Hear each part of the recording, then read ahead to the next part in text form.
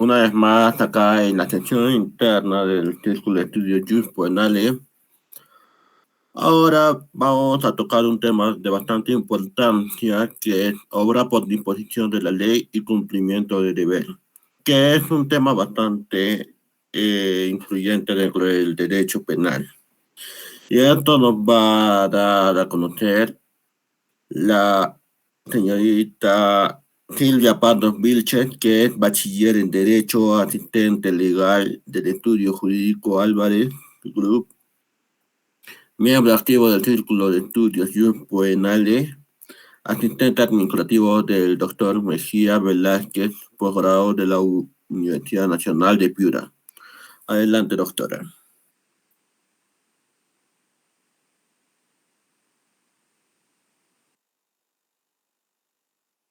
Hola, ¿se me escucha? Ya, bien. Buenas tardes. Gracias, Juan Fernando, por la presentación. Y sí, compañeros, continuando con las exposiciones internas del círculo que se vienen llevando a cabo, en esta ocasión me toca a mí exponer el tema de obrar por disposición de la ley en cumplimiento de un deber. Inciso 8 del artículo 20 del Código Penal. ¿Qué entendemos por obrar por disposición de la ley? ¿No? Se entiende que es una causa pues, de justificación, que se encuentra regulada en el Código Penal dentro del título segundo referente al hecho punible, en el capítulo tercero correspondiente a las causas que eximen o atenúan de responsabilidad. Es decir, estas son pues el obrar bajo disposición de la ley es, como reitero, una causa de justificación que de alguna manera exime de una responsabilidad penal a esta persona, ¿no? Dado que éste incurre en una acción típica. Bien, vamos continuando con las diapositivas, por favor, Juan, ¿me ayudas? Ya, bien, vamos por la tercera diapositiva. Bien, definiendo las causas de justificación, tenemos que Gunther Jacobs, ¿no? Trata o considera que las causas de justificación son comportamientos aceptados socialmente como soportables en consideración a un contexto, es decir, a situaciones justificantes. Quiere decir que para él, ¿no? Estas causas de justificación son aceptadas y permitidas, ¿no? Teniendo en cuenta, pues, ¿no? Que estas tienen un tipo penal, ¿no? Encuadran dentro de un tipo penal. Sin embargo, son aceptadas. Y aceptadas socialmente. Quiere decir que son permitidas. Es permitido que, en este caso, un funcionario cometa, ¿no? Este tipo penal en el que incurriría. Ay, perdón. Se me dijo. Ya. Bien, también tenemos a Ham, Henry, Jexy y Thomas Ware, que nos señala que las causas de justificación son autorizaciones que prevé el ordenamiento jurídico. Claro, aquí hay que hacer una aclaración. Si bien la ley penal no prohíbe, no, o de alguna manera pues la señala, por decirlo así, como un tipo penal, encuadra ciertas acciones a realizar, encuadran dentro de una acción penal la cual la ley penal las prohíbe, ¿no? Estas autorizaciones están permitidas, por así decirlo, bajo el vínculo que se establece de ellas, de estas conductas, con el ordenamiento pues normativo, ¿no? Es decir, con normas extrapenales. Lo importante, dice, es tener presente que las causas de justificación como el obrar en cumplimiento de la ley operan ante una conducta típica. Es verdad, porque estás cometiendo una conducta típica, incurres en una conducta típica, de hecho. Los hechos justificados constituyen acciones dañosas, típica porque estamos hablando de una acción dañosa, efectivamente, ¿no? Que las personas realizan en casos excepcionales en los cuales el ordenamiento jurídico justifica que se ejecuten a pesar de las lesiones de un bien jurídico fundamental, ¿no? Recalcando nuevamente, estas acciones excepcionales van a ser permitidas, ¿no? Siempre y cuando estén pues reguladas, por así decirlo, en normas extrapenales, ¿no? Como fundamento de las causas de justificación tenemos a Klaus Rosin. Él nos señala, nos dice que o basa el fundamento pues en un conjunto de principios, ¿no? Que funcionan como ordenadores sociales sobre las que elabora la antijuricidad material. Principios como el de protección, de prevalecimiento del derecho, de proporcionalidad, de ponderación de bienes, de autonomía, etc. En estos fundamentos, ¿no?, de los que nos trata de hablar las causas de justificación, se trae pues a mención, ¿no?, los principios. Hay un principio en general que quería resaltar, ¿no?, que es el principio de interés preponderante. Y en este principio de interés preponderante, ¿qué es lo que se pretende, dar a entender, ¿no? Bueno, en este principio se considera que tal conducta, ¿no?, es justificante porque de alguna manera busca salvaguardar un mayor interés, ¿no? Me explico. Quiere decir que esta conducta, este comportamiento permisivo, a sabiendas de que lesiona pues un bien, ¿no?, a sabiendas de que de alguna manera tipifica pues, ¿no?, su comportamiento dentro de la ley penal, está permitido porque se considera pues que es menos grave, por así decirlo, ante el supuesto de no cometerlo, ¿no? Percy García Cabero nos señala que dentro de la corriente funcionalista del derecho penal afirma, siguiendo a Jacobs, de lo que se trata es de determinar quién resulta competente por el hecho dañoso producido y en qué medida la existencia de una situación especial de conflicto permite descargar la imputación al autor, en otros términos, justificar su conducta. Cuando hablamos de quién resulta competente, ¿no?, se está pues enfocando en los funcionarios públicos, los servidores, ¿no?, porque la conducta precisamente se vincula al comportamiento, al proceder que tienen estos funcionarios y estos servidores públicos en función de sus deberes, ¿no? Así como también de oficio. La discusión sobre la necesidad de regular la hora por disposición de la ley como un caso de faz negativa del delito en el Código Penal.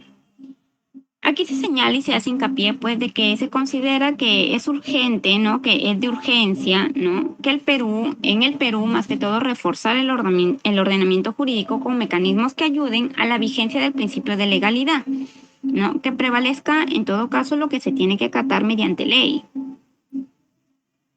Específicamente de la regla de la sujeción del funcionario público a la ley, es decir, el proceder, ¿no?, del funcionario público. El obrar por cumplimiento de la ley tiene como principal radio de acción el ejercicio de la función pública y que para su funcionamiento se exige la comprobación negativa de actos arbitrarios. Efectivamente, es aquí donde la acción, el obrar por disposición de la ley se enfoca en el comportamiento, en el ejercicio de acción dentro de las funciones que desarrollan los servidores públicos, ¿no? Y es que cuando ellos están cometiendo una acción arbitraria, una conducta arbitraria que extralimite, ¿no?, que esté fuera de los límites de las potestades que él tiene como funcionario, ¿no? Y cuando estas van a ser justificadas, ¿no?, permitidas y amparadas sobre todo por el inciso 8 del artículo 20 del Código Penal. Definición de las causas de justificación. Obrar por disposición de la ley. Las causas de justificación, dice, consiste en la acción lesiva de bienes jurídicos, ¿no?, fundamentales, que realiza la persona justificadamente al actuar en cumplimiento de un deber establecido en la ley. Esta persona, como reitero, realiza una acción lesiva, pero no una acción lesiva que de alguna manera está permitida, ¿no?, normativamente está permitida, ¿no?, pero la ley penal, sin embargo, la sanciona. El principio de congruencia normativa no admite que, por un lado, el orden jurídico exija la realización de una acción y, por otro, haga responsable penalmente a la persona que cumple con el deber de actuar.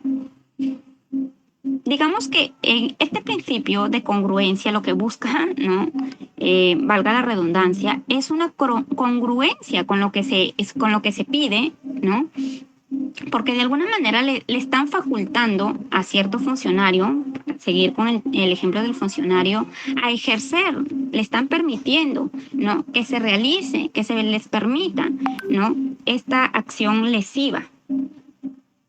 Pero por otro tanto, ¿no? Esta, al encuadrar en un tipo penal, no se pretenderá pues entonces sancionarlo, porque en todo caso van a caer en una incongruencia, en una confusión, porque no puedes de alguna manera sancionar algo que estás permitiendo a la vez. Como antecedentes históricos de la causa de justificación obrar por disposición de la ley, tenemos a Hurtado Pozo. Él desarrolla la forma como se introdujo esta causa de justificación al ordenamiento penal peruano.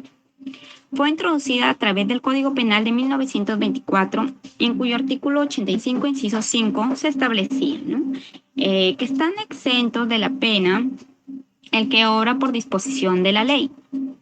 El trabajo del profesor Hurtado Pozo permite ubicar, en todo caso, la influencia suiza e italiana que tuvo la incorporación del obrar por disposición de la ley en el derecho penal peruano.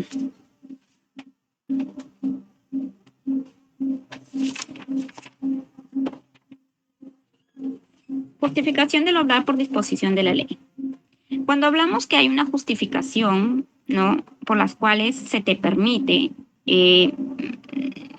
dicha conducta, dicho comportamiento, dicho proceder, ¿no? Este significa que va a estar de alguna manera regulado o amparado o vinculado a unos principios, ¿no? A 3 básicamente principios que constituyen el fundamento de la causa de justificación obrar por mandato de la ley. El primero señala el principio de prevalecimiento del orden legal, ¿no? El principio de prevalecimiento del orden legal nos señala pues de que justifica el obrar en cumplimiento de la ley, dada la necesidad, ¿no?, en la observancia de los mandatos legales. Él nos dice, pues, de que para que exista un Estado de Derecho, ¿no?, debemos, pues, cumplir debemos, pues, cumplir las funciones, o se debe cumplir las funciones, ¿no?, que éste manda hacer. ¿No? Entonces, entendemos como principio de prevalecimiento del orden legal es que, estamos coaccionados a tener que cumplir con lo que nos manda la ley.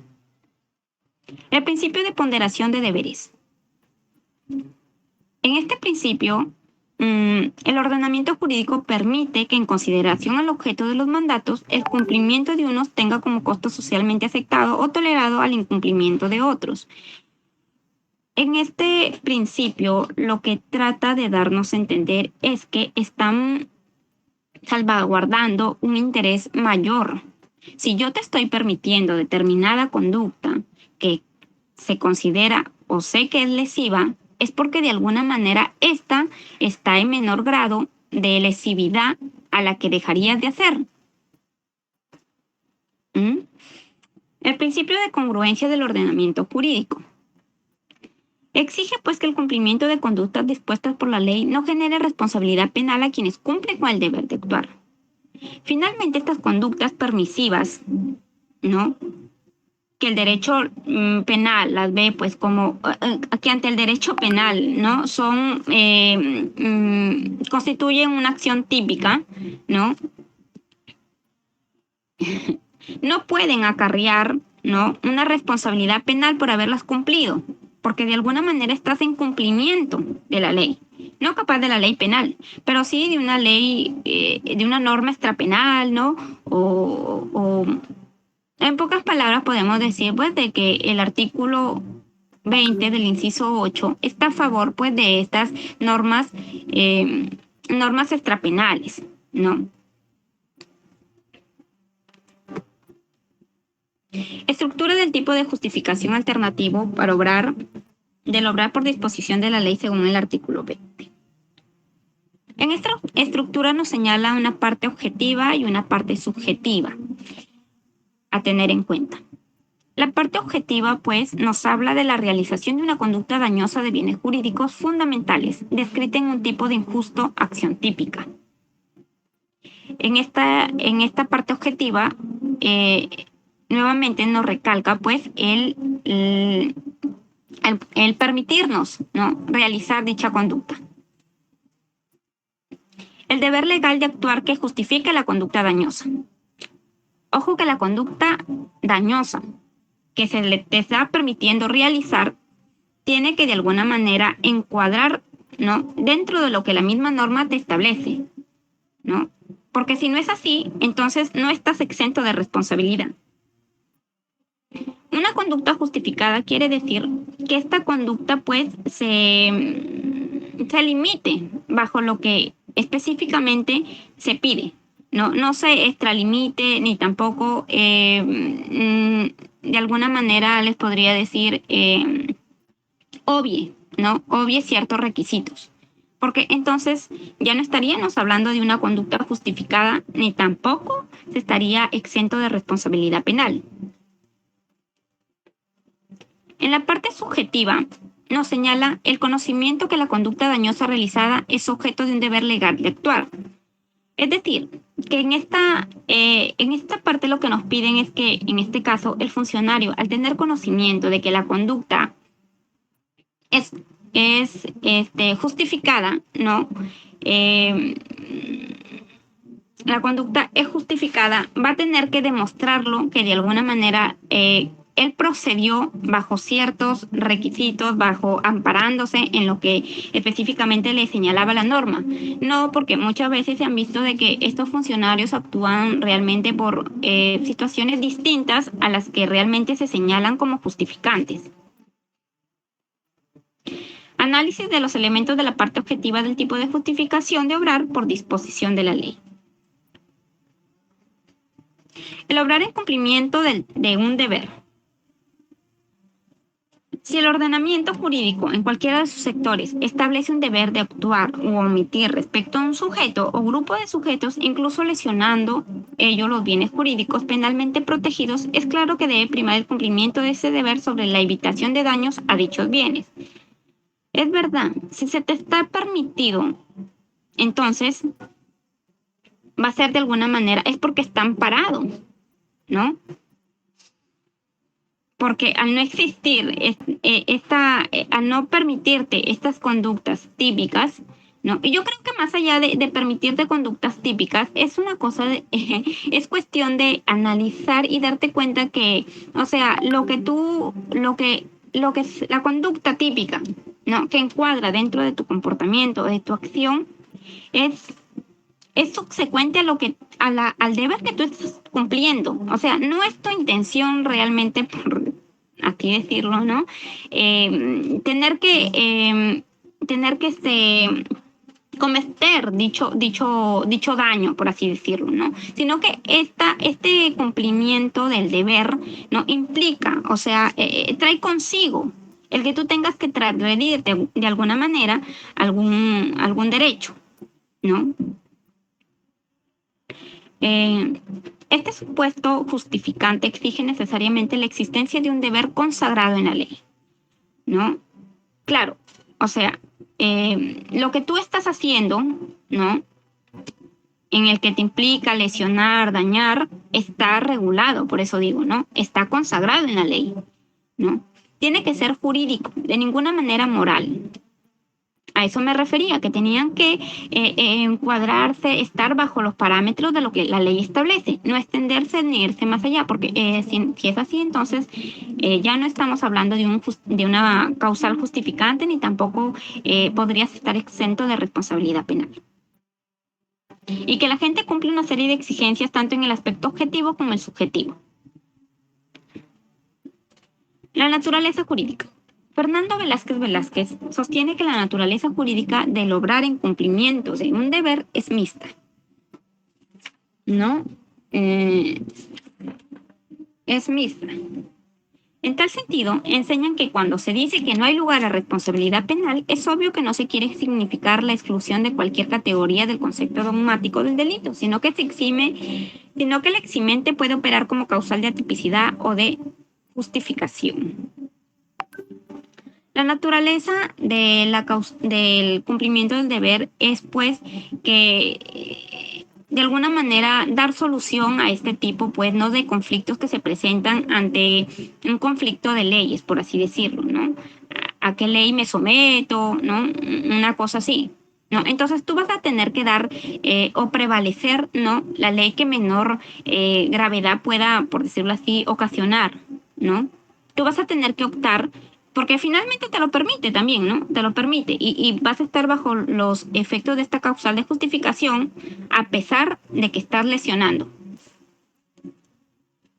En suma, el obrar en cumplimiento de un deber tiene la naturaleza jurídica de una causa de justificación y por lo tanto opera, o mejor, es de aplicación sobre una conducta típica, jamás sobre una típica.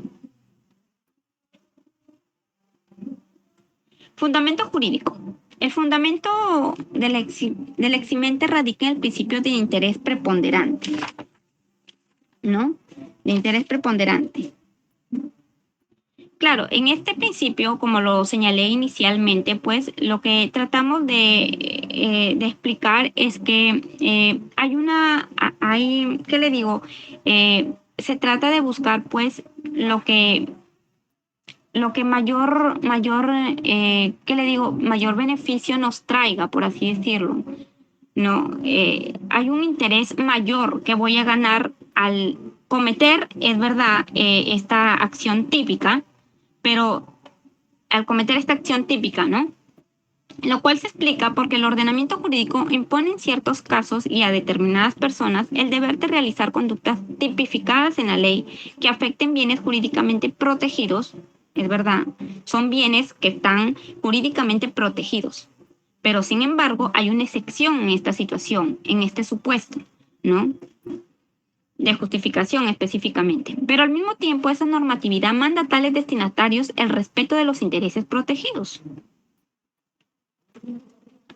No obstante, el principio de interés preponderante no es suficiente pese a cumplirse con todas las exigencias legales. La justificante no puede admitirse por suponer la utilización de seres humanos como meros instrumentos a atentar gravemente contra su dignidad. Es verdad, tampoco en este principio no señala una salvedad en el hecho de que cuando se encuentran determinadas leyes en conflicto, pero sin embargo, porque en este principio lo que se busca es dar prevalencia, es resaltar, es estar por encima, ¿no?, de aquella acción que mayor beneficio te puede otorgar, por decirlo así. No, pero ¿qué pasa? Dice, si es que en este conflicto de leyes ambas acciones tienen tanta prevalencia, ¿no?, en tener que realizarse. Entonces aquí dejaríamos sin efecto este principio, ¿no? Pero lo que se trata finalmente es de lo que se trata finalmente es pues de cumplir con un deber, ¿no? De cumplir con un deber. Es preciso llevar a cabo una interpretación restrictiva del eximente, con base en el respeto de la dignidad de la persona humana. Estos requisitos o elementos son la existencia de un deber legal. Quiere decir que previo a la realización del comportamiento típico debe existir necesariamente un deber impuesto por ley. Un deber impuesto que no necesariamente va a estar regulado en la ley penal.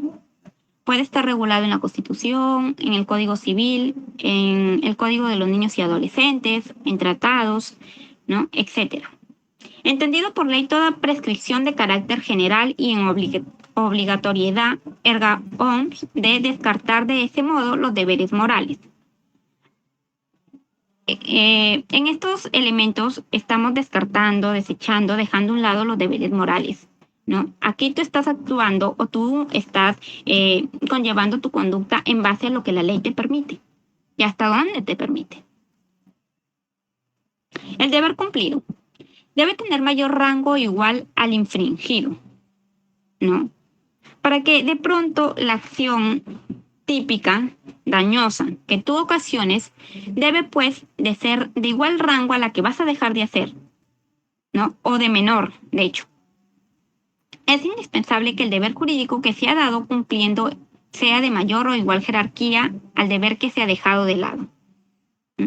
Si se determina que el deber cumplido fue de menor jerarquía al infringido, la justificante no opera, porque podríamos entender que fue innecesario que tú procedas de esa manera, ¿no? Necesidad de ejecutar la conducta típica. Si llega a determinarse que la gente tuvo la posibilidad de cumplir con un deber de forma diferente a la de ocasionar la conducta típica, la eximente no opera. Es decir, Si tú no agotaste de alguna manera antes de llegar a lesionar un derecho, a ocasionar un daño, tú no agotaste, por decirlo así, una acción previa que no necesariamente te conlleve a tener que ejecutar esta acción típica, entonces no estás exento de responsabilidad, porque tú lo has podido hacer. Sin embargo, podría decirse que actuaste de manera arbitraria, lo cual no, pues no encuadra dentro de un eximente de responsabilidad. El actuar con finalidad de cumplir un deber jurídico. Claro, porque en este caso, como el radio de acción en esta eximente es el ejercicio de la función de los servidores públicos, ¿no? Entonces, ellos van a actuar en base a cumplir un deber jurídico, ¿no? Perdón, ¿no? Entonces, el agente o el autor del comportamiento típico debe ser consciente de que actúa en cumplimiento de un deber impuesto por la ley. Si llega a determinarse que actuó movido o guiado por otros fines, la eximente no aparece. Exactamente, ¿no? Si de pronto el funcionario no necesariamente está realizando o realiza esta acción típica, porque digamos que ya ha agotado pues diferentes vías con el fin de no llegar a lesionar el derecho, sino más bien lo está haciendo por una cuestión de venganza, ¿no? De antipatía, ¿no? Entonces también lo exime no lo exime, perdón, de esta responsabilidad penal que pueda acarrear, ¿no? Bien, compañeros, espero haber sido clara, ¿no? Y me someto en todo caso a sus preguntas. Muchas gracias, doctora. Muy buena ponencia en un tema bastante interesante. Y ahora abrimos la ronda de preguntas para que los familiares o no, para que los colegas hagan sus preguntas. Sí, claro, Juan. Adelante. Dile que vengan. Claro, dile que vengan a la para que me tienen permiso.